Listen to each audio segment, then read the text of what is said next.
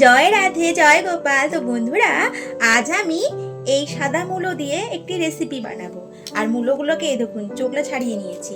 মূলো কেউ খেতে চায় না, তো ভাবলাম আমি এবার মূলো একটা অন্যরকম ভাবে রান্না করে ওদের খাওয়াবো। তো দেখা যাক, চলুন আমি কি রান্না করব আজকে। ঠিক আছে, এখানে আমি মূলোগুলোকে একটু ঝিরিঝিরি ভাবে কেটে নিচ্ছি। এখানে জানলা দিয়ে আলো পড়ছে বলে আমার মুখটা দেখা যাচ্ছে না। তো ঠিক আছে, দেখুন ঝিরঝির করে কেটেছি আমি। এই দেখুন মূলোগুলো কিরকম ঝিরঝির করে কেটে নিয়েছি। এখন আমি মিক্সার গ্রাইন্ডারে এগুলো বেটে নেব।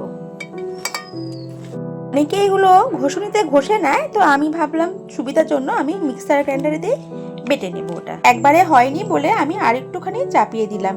তো এর মধ্যে সাথে কাঁচা লঙ্কা, একটু লবণও দিয়ে দেব। আমি এখানে বড়িটা একটু ভেজে নিচ্ছি। কড়াইতে এবার সর্ষের তেল দিয়ে দিলাম। এখানে একটা শুকনো লঙ্কা ফোড়ন দিলাম আর সামান্য জিরে ফোড়ন দিলাম। চটপটিয়ে ফুটো তেজপাতা দিয়ে দিলাম। হলুদ দিয়ে হালকাভাবে নাড়াচাড়া করে নিলাম আস্তা কমিয়ে নিয়ে। এরপর বেটে রাখা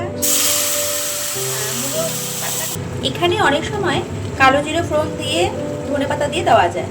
আমি যেহেতু আজকে ধনেপাতা দেবো না, তাই আমি এখানে গোটা জিরে আর তেজপাতা ফোড়ন দিলাম।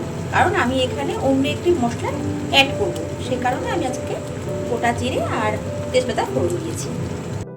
ভেজে রাখা বড়িগুলোকে একটু ভেঙে নিলাম। এই বড়ি ভাজাগুলো দিয়ে দিলাম। যেহেতু এটি নিরামিষ রান্না, তাই একটু চিনি দিলাম, একটু মিষ্টি মিষ্টি ভালো লাগবে। এটা জল জল ভাব আছে, একটু টেনে নেব। তারপরে আমি এর মধ্যে মশলাটা দিয়ে নামাবো। আমি এর মধ্যে কিন্তু জল দিইনি, এই বাটাতেই জলটা বেরিয়ে এসছে। আমি আবার ঘি দিয়ে মূলোর গন্ধ ঢাকার চেষ্টা করছি।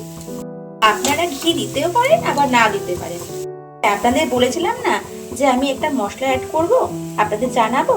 এই মশলাটি আমার ঘরে ভেজে রাখা জিরের গুঁড়ো, জিরে ভাজা গুঁড়ো দিয়ে আমি রান্নাটা করছি। আপনাদের বাড়িতে যারা মূলো খেতে চায় না, তাদেরকে ঘুরিয়ে ফিরিয়ে এরকম ভাবে করে খাওয়াতে পারেন। তো যাই হোক, এই হয়ে গেল আমার মূলোর ঘন্ট। আপনারাও বানিয়ে খাবেন কেমন।